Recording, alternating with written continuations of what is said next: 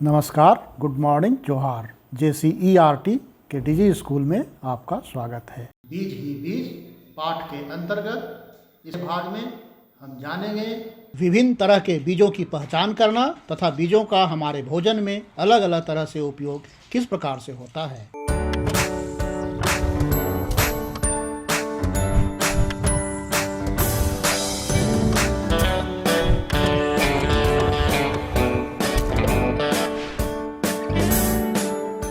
प्यारे बच्चों, आप यहाँ कई तरह के बीजों को देख रहे होंगे। आपको अब तक यह पता तो चल ही गया होगा कि आज की हमारी चर्चा बीजों पर ही है। हाँ, और तभी तो इस पाठ का नाम बीज ही बीज है।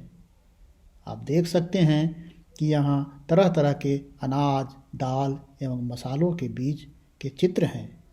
आप इन बीजों को ध्यान से देखें और बताएं कि ये बीज किस प्रकार अलग अलग दिखते हैं। आप इन बीजों के आकार, इसकी सतह और इसके रंग को ध्यान से देखें और इसके बाद आप एक तालिका को पूरा करेंगे। हाँ तो बच्चों, अब आप बताइए कि दिखते कैसे हैं ये बीज। यहाँ पर आप देख सकते हैं, आपके सामने एक तालिका है। इस तालिका में कुछ बीज के नाम लिखे हुए हैं और इन बीजों के चित्र आप पहले देख चुके हैं। अब आप बताइए कि इन बीजों के रंग कैसे हैं, उनके आकार कैसे हैं और इनकी ऊपरी सतह कैसी है। क्या सभी बीजों के रंग, आकार और ऊपरी सतह एक समान है? नहीं न? तो आप पता कीजिए और इस तालिका को पूरा कीजिए। है ना बच्चे, मज़ेदार ये जानकारी। आप अब तक ये जान चुके हैं कि बीज हमारे भोजन के लिए कितने महत्वपूर्ण हैं। इन बीजों को हम अपने भोजन में अलग अलग रूप में इस्तेमाल करते हैं।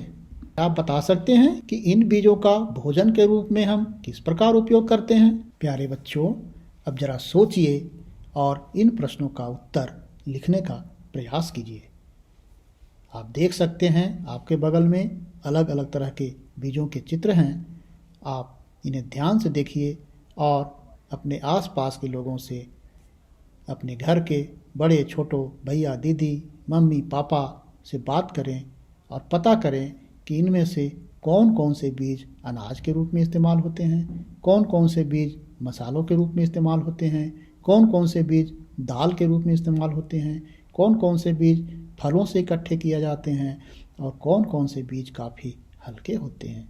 सोचिए, बीजों का भोजन में कितना महत्व है। धन्यवाद बच्चों। तो आज अब तक हमने जाना कि पौधों को बढ़ने के लिए हवा, मिट्टी और पानी की आवश्यकता होती है। बीजों को गीले कपड़े में रखकर अंकुरित किया जा सकता है। बीजों का रंग, आकार और बनावट अलग अलग होती है। अलग अलग तरह के पौधों की वृद्धि की गति अलग अलग होती है। और हमने यह भी जाना कि बीजों का हमारे भोजन में महत्वपूर्ण स्थान है। बच्चों, यह भाग समाप्त हुआ। अब अगले भाग में हम जानेंगे कि बीजों का प्रकीर्णन क्या होता है। हम यह भी जानेंगे कि बीजों का फैलाव, बिखराव, जिसे हम प्रकीर्णन के नाम से जानते हैं, किस प्रकार होता है। हम यह भी पता लगाएंगे कि बीजों के प्रकीर्णन में हम मनुष्यों का क्या योगदान है। धन्यवाद बच्चों। इस पाठ का तीसरा भाग समाप्त हुआ। अगले भाग में हम जानेंगे कि बीजों का प्रकीर्णन क्या है।